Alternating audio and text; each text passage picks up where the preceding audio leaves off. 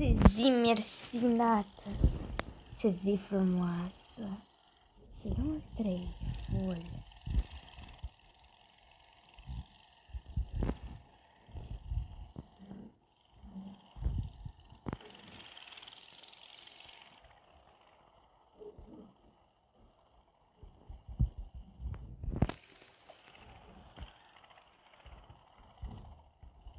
Stai să parchez.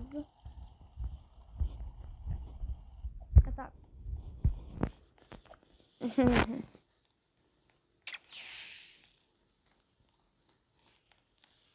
Hai că o să întârzie. Nu.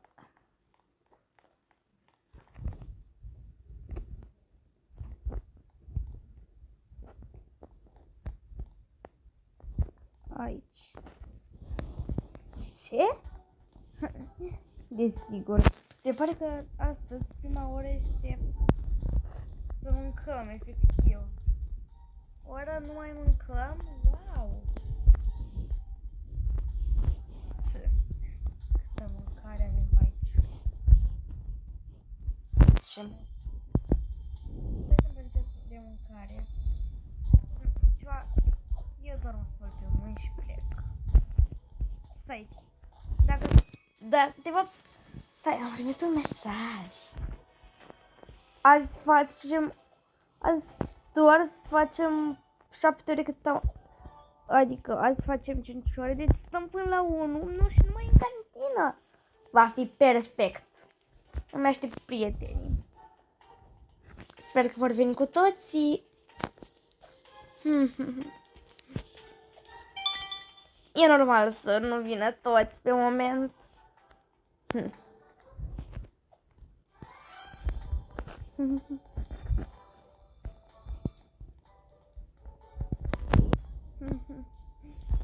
Da, nu am ce să-mi gătesc la căsătorile. De fapt, da, trebuie să-mi fac de mâncare, altă variantă pur și simplu nu am. Bun, stai să intru. De fapt, o să le fac și la colegii mei. Bine. Poftim, pot să intru pe aici? E incredibil așa ceva.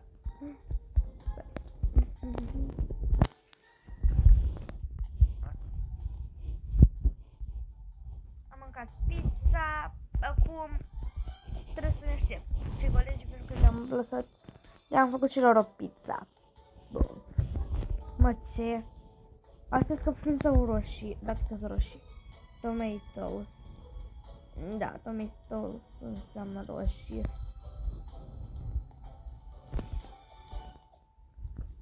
Ok, ceapă, morcov. Nu știu ce fructul ăsta, sau dacă e fruct măcar. Și asta nu știu ce e. Și asta, cred că e selină. Ce? Nu știu ce e fructul ăsta. Nici asta, primul. Colegii mei trebuie să fie pe aproape. Niciodată nu vor lipsi atât.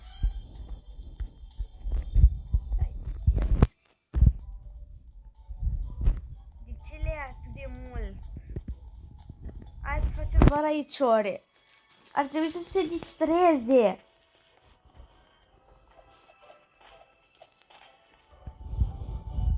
Ce?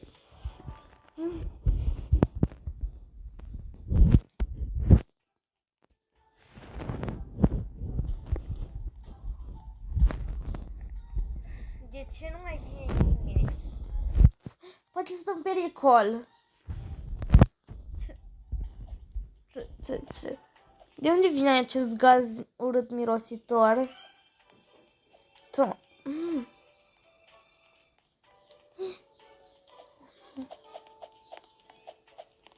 Stai să pleci. Aici n-am nimic. Nu vreau să o iau pe ușa aia. Cine știe cine se poate ascunde? Mi-e frică. O, pe bune, asta nu mă protejează.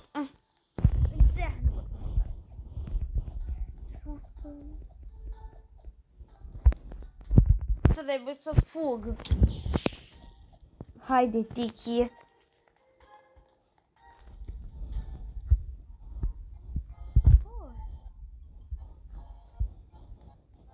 Stai, am primit un mesaj nou. Facem orele în clasă? Oh, da, le facem în clasă. Bună, Alia!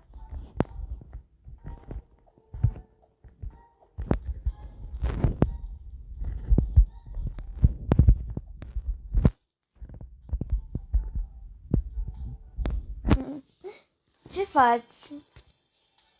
Umbli pe tabletă.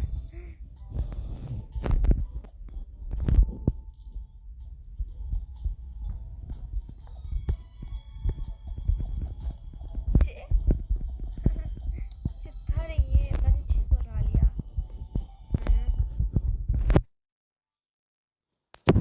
Alia, eu o să rămân aici cu tine.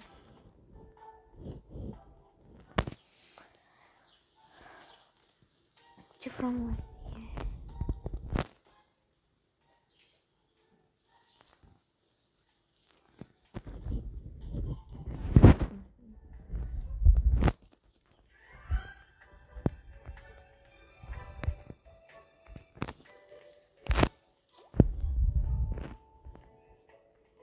Bună ziua, copii! Astăzi vreau să vă anunț un lucru.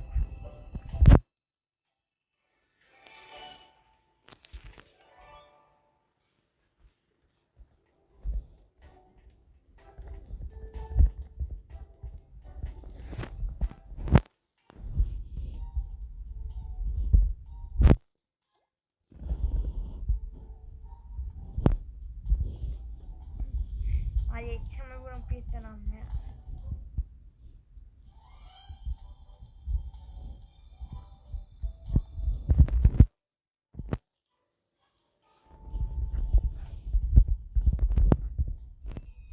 Azi.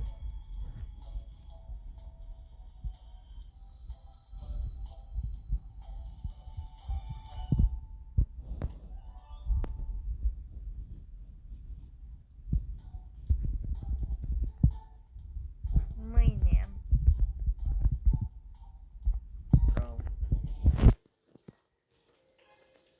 Mâine.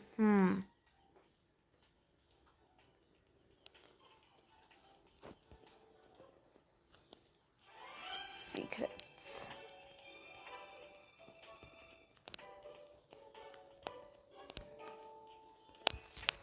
Pentru asta.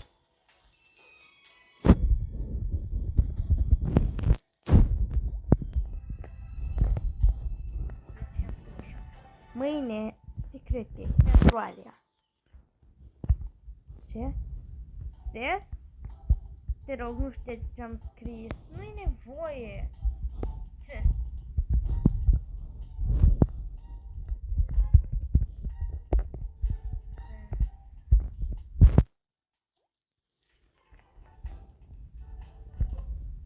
Ce? Ses? Ce faci? Pe bune, Ses? Bună, Alia. Te mai miști?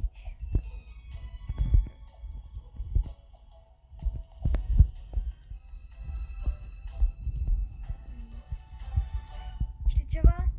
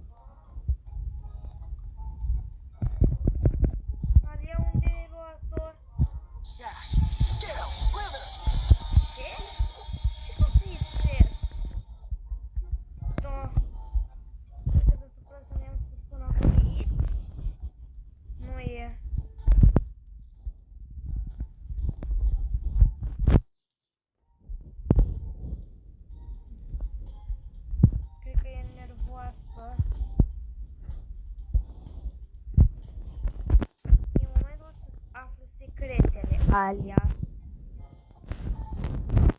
De ce ai ținut așa?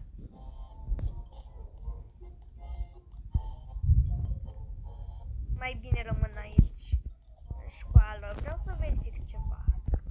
Am verificat doar câteva lucruri. 2 camere. Principal office. Mai am câteva de verificat.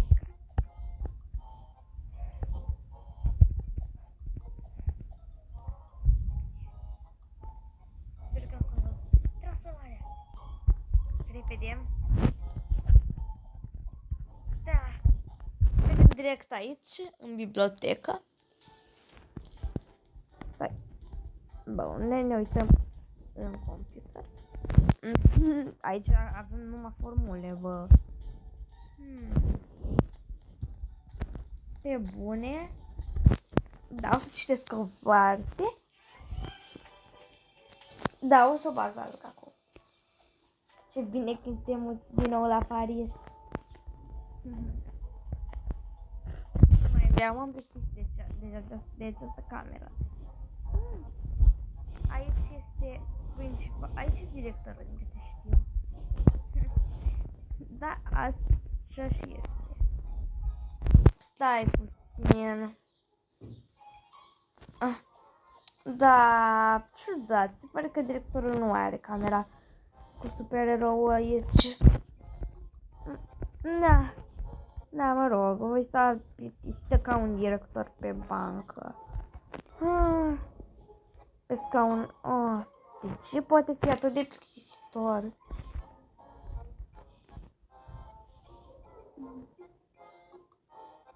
Să nu vină horrificatoarea.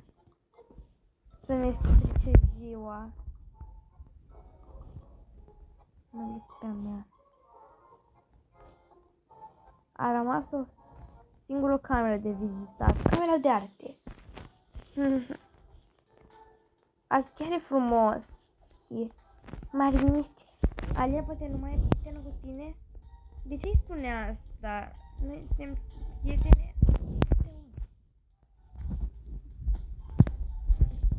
Păi, nu am întâlnirea, nu știu de ce. Pe bune, nu știi. Am ieșit de aici, Tiki. Voi ieși din școală. Yes.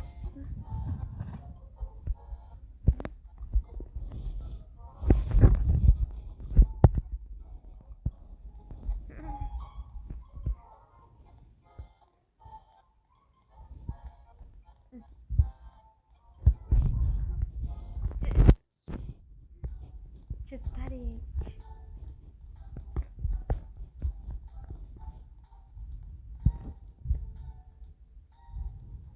De ce mă plimb aici?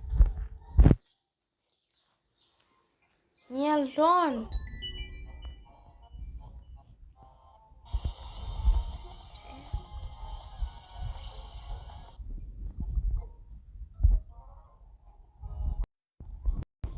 Bine. Poate că m-am arătat puțin, dar n-am nevoie. Plec. Trebuie să plec de aici. Asta e un coșmar. Marie, ce se petrece? Asta e un coșmar, Tiki. Marinet, ce este?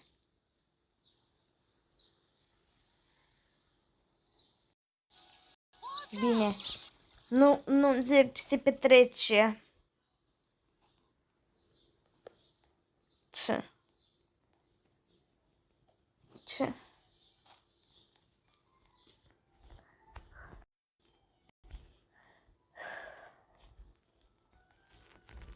Aici se deschide.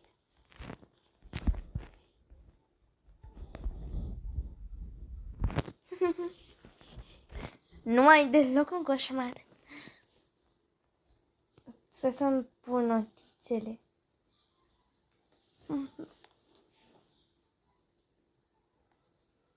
Spuneți, domnule.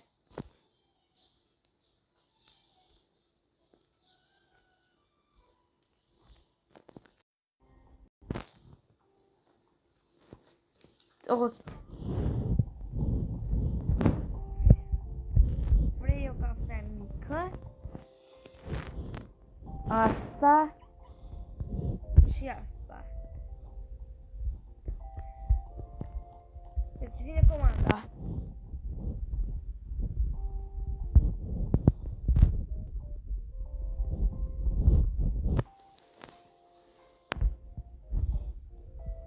Vrei o cafea mare tu?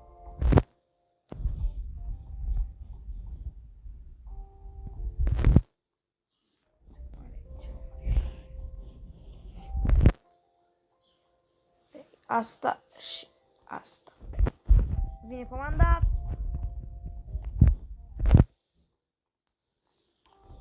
Bun. Câte comenzi am? Vrea ceai?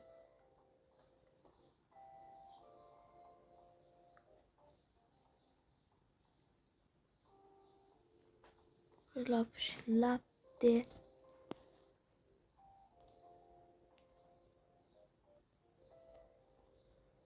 Gata. Am pierdut ritmul. Deci o să-i dau lui. Nu pasă să plece. Bun, pleacă, să nu te văd. Să pleacă. Bun.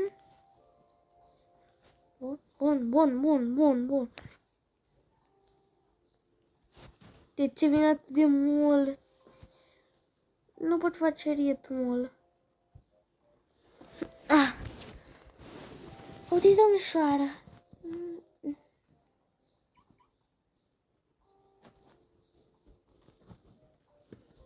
Ce? Îl fac să plece.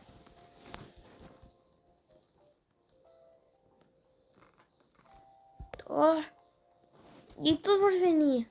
O cafea mică,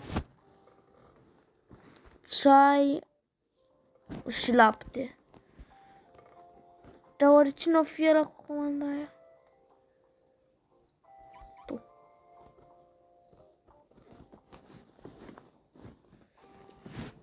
Vai, ce combo groaznic fac ca angajată. Am zis eu că mă angajez, dar am făcut o imensă greșeală. Clientul ăsta nu se mai satură, pleacă, domnule. Ce? Tu vezi și că vreau eu. Mă, ce? Nu te cred, mă. Deci nu pot să am... O să mai vină cineva. N-am voie și eu. Știi ce mă ocup de masa asta, că văd că cam deloc nu se face. Bun, plecați, nu vreau mai văd. Uite, cu câți oameni sunt mai mulți, cu atât pentru mine e mai bine. Bun, am terminat cu acea masă.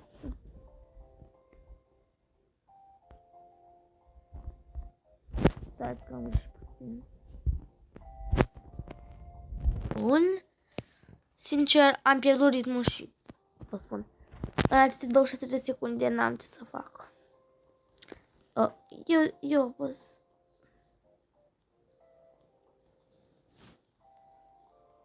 Eu o să ies.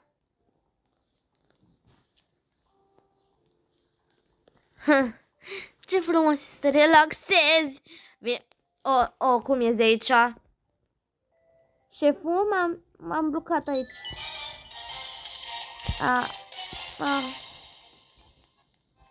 Nu prea am primit bani, dar măcar cât să supraviețuiesc. Mi-a plăcut să muncesc aici.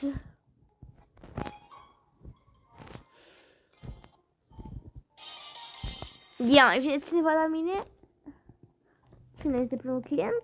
Să-i pregătesc ce vrea el. Cea mare. O din asta. O din asta și o din aceasta. Tu erai acel client. Tu vrei un ceai mic. Vrei asta și asta. Tu ești clientul. Tu vrei cafea mare. Cu matcha și cu lapte. Ok. Tu vrei o cafea mică sincer să fiu, ăsta nu știu ce e și lapte. Ok, să mă ocup și de cealaltă masă. Uite, clientul așteaptă, vreau o cafea mare, ce mai vrea? Asta și ce mai vrea? Lapte. Hai, că poftiți? O cafea mare. Și ce mai vrea? Hai că apropie-se clientul ăla. Bun. Ce mă vrea? O cafea mică. O din aceasta. Și asta. Bun. Chiar îmi place să muncesc. Uite, acum rândul ăsta nu prea pot să fac față cu cât de mulți clienți vin la mine. Poftiți? Cafea mare. Bă, dar nimeni nu vrea cafea medie. Numai asta nu e cerută. Ia, tu vrei? Cafea medie. Cafea medie. Ceai și asta. Am găsit cafea medie. Nu cred. Da. Bun. Cafea mică. Asta și cu asta. Vai, dar ce greu este. Ce mă... Este un sfert. Asta și ce mai vrea? Lapte. Bă, dar toată lumea vrea lapte la final. Bine, aproape toată lumea. Ce vrei tu? Mă ocup și de tine, băiatule, că văd că cam așa de acolo. Bun. Te ajut cu o comandă, din câte știu. Câți oameni sunt? Vrea cineva lapte, oare? Mam, toată lumea vrea lapte, efectiv. Cafea mare, cu matcha. Nu, asta e cea mai bună comandă. Și eu așa ce comandă, nu știu de ce tu ești primul care o face. Mă băi fac medie, deci medie e șurata mea, ca câșorul. Ok, și e perfect ce alege asta. Și, da, nu chiar ce ales celălalt era perfect, mă rog. Stai. Și pe tine te voi hrăni, băiatule. Asta? Ce mai vrei, mă? Ba, bun, pot să țin asta. Ce? Cafea mică. Stai că îmi pierd timpul. Oh, mă, ce? Nu! Deci nu e ce trebuie, nu? Oh, nu. Cafea mică.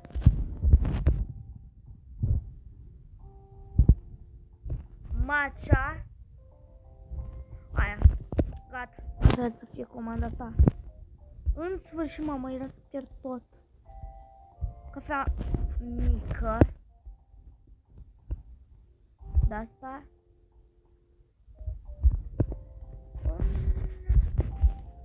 La revedere, mă duc că data trecută, dar de data asta aici. Ce bine e. Ce bine sunt plătită aici.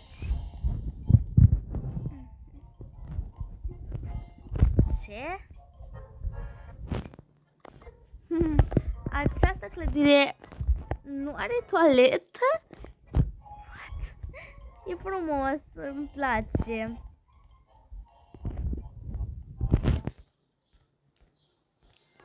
Ok, e foarte frumos în Paris. Știi, ție nu-ți place în Paris? Iubesc Parisul, Marinet.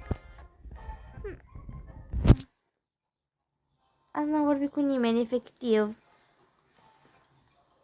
În afară de Alia, azi nu prea am fost activă. Mi-a plăcut foarte mult ziua de azi.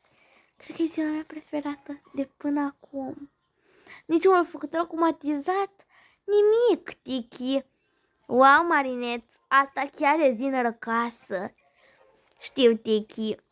Mi-a plăcut atât de mult ziua asta.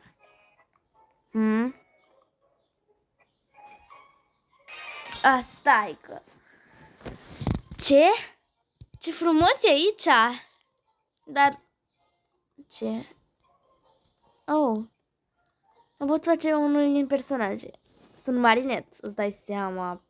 Mă aleg pe mine. Wow! Wow! Ce frumos e! Stai, dar chiar, unde e piscina din oraș? Trebuie să o găsesc într-un fel. Da. Ce? Oare ce reprezintă asta? Ah, ce frumoasă e această zi! Bine, sincer, trebuie să ies de aici. Am să plec. Mulțumesc. Stai, ce? Ce a urcat aici?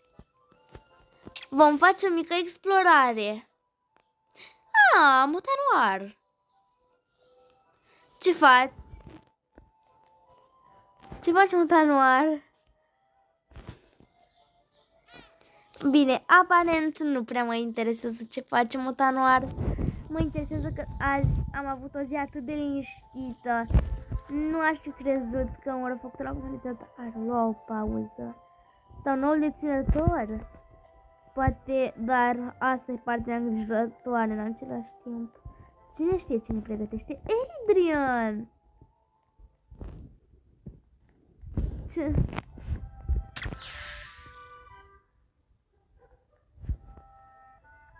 Ce? Adrian?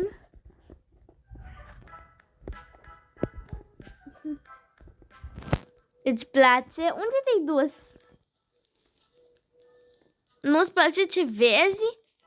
Adrian? Adrian? Oh, nu! Asta nu poate fi bine. Stai, ce? N-am știut până acum de intrarea asta.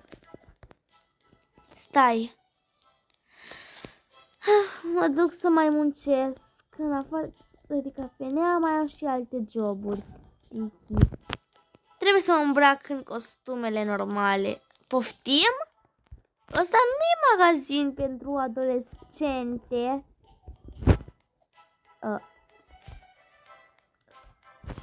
Stai. Asta este? Wow, ce bine arăt. Stai, ce îngai tu? What? Stai puțin. Pe asta nu m-am prins. Care problema cu asta? Da, sincer, nu știu ce am de făcut cu el. Să vedem. Stai, eu sunt la bancă? Wow. Ce frumos este aici. La bancă niciodată n-aș fi crezut că va fi atât de simplu. Trebuie doar să fac niște modificări și apoi mă pot apuca de lucru complet și în realitate. Mă duc și la bijuterie, ce-o fi aia. Bine, mai am puțin de lucru și termin să mă duc la celălalt serviciu al meu. Marinet, câte servicii ai? Multe am, Tiki. Nici nu-ți imaginezi. Știu că nu pot imagina. Cine știe ce ai tu în cap? Așteaptă doar. Este perfect, Tiki. Aproape termin și pot să-mi iau liber la bancă. Pentru că azi am făcut la prea multe lucruri. M-am și enervat. Doar că aproape am terminat. Waiting area. Deja m-am îmbrăcat. Gata, am terminat, Tiki. Pot să plec la cealaltă meserie de-a mea. Așa. La fast food. Stai să mă schimb. Unde mi sunt hainele de la fast food? Că am uitat la câte am pe cap. Da, uite aici. Bun, mă pot apuca. Bun, întâi vreau să-mi beau cafeaua, că azi chiar m-am enervat.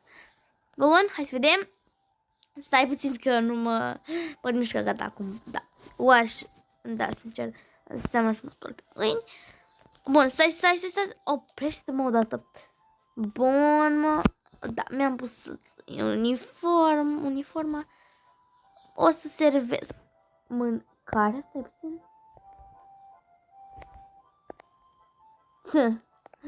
Cine știe cât costă o gogoașă? O să cumpăr o gogoașă. Ce bune sunt gogoșile. N-aș fi crezut că noi facem gogoși atât de bune.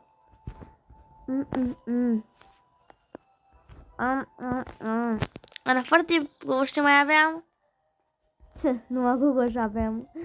Pe moment, sper să studiem mâini. Am cam vreo 5, deci eu zic că e suficient 5. Gata, gata. A venit lumea. Stați să vă dau bonul. Stați, nu, stați, am încurcat cel de bonuri cu altceva. Aici aveți bonurile. Stați, mă. Magazinul ăsta n-avea bonuri, what? Ce mă? Stai, am terminat toți clienții. De fapt, acum se închide acest fast food. Ok, acum mergem la Creek. Am mai fost aici, știu cum e. Aici nu cred că am sunt de uniform. Aici nici nu cred că aveam uniformă. Da, aici nu aveam uniformă, bro. Ăsta este loc de copii. Asta e grădinița cel mai probabil. Ce mă... Bine, Tiki. Chiar merit un pui de somn. Ce părere ai? Merit sau nu? Mă, după câte bunuri ai făcut Parisul, eu zic ai. Hopa, hello. Stați puțin, o să-i spun. Nu sunt eu. I am so sorry, bro.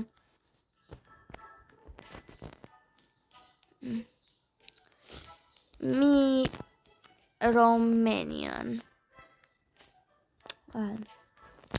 Me Romanian. Deci nu. Cum era? Rusia. Deci nu Rusia.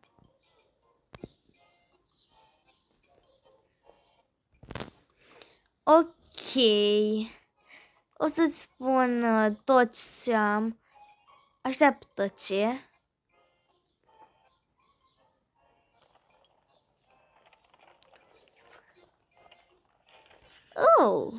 Oh.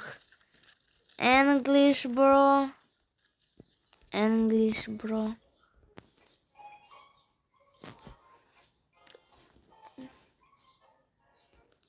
Ian is the cool.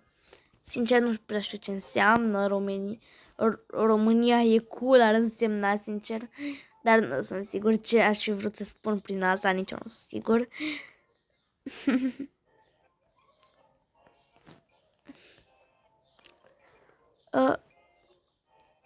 Stop. Eu plec. Eu egal bye-bye, dar nu mai pun egal. Bun, eu o să ies din acest magazin. Ok, și mergem la stație farmacie. Mergem la farmacie.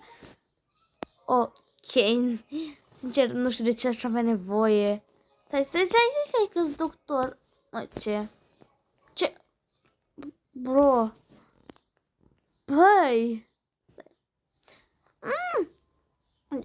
Deci. Gați. Sincer, nu știu de ce ar arăta așa o asistentă. Acest lucru e ciudat. Un super ticălos? Stai, mai am puțin și termin de lucru. Gata, am terminat la toate lucrurile care trebuie să le fac. Eu am ieșit de aici. Vreau pentru tot ce am făcut. Stai că mai am treabă. Trebuie să-mi fac și lecțiile la pian. După aia mă ocup de ticălos, promit. Cum ești de aici, bro?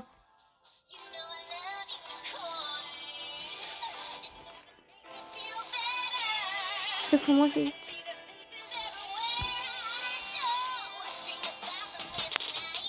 Ce tare a fost aici. Doar că aici, din păcate, am cel mai scurt program. Doar că zici că e cel mai lung. Durează o veșnicie. Aici intrăm în ultimul magazin, dacă nu mă înșel. Aici este cea unde nu-mi găsesc hainele, pentru că nici nu știu dacă trebuie să le găsesc. Și unde sunt, bro. Că știu sigur că hainele mele trebuie să fie pe aici. Bro. Nu am haine aici? E cel mai frumos și liniștit loc. Hai că le-am găsit. Sunt la librărie, dar iubesc librăria. Marinet egal iubește librăria. Tiki? Gata. Mi-am făcut treaba și la librărie, deci pot să plec. Deci în momentul să mă transform și să verific prin Paris. Sticky transformarea! Sticky transformarea! Bine, m-am schimbat în eu normală. Sticky transformarea! Haha, repede. Trebuie să aflu exact ce e ticălosul, unde e ticălosul și de ce a fost acumatizat. Am auzit că e un ticălos periculos, dar nu am impresia că este deloc periculos. Ce mai vor? Ce? Bro. Stop it. Mă fac că nu știu engleză. Știu perfect. Ce mă? Ce? Na, asta era ticălosul. Gata.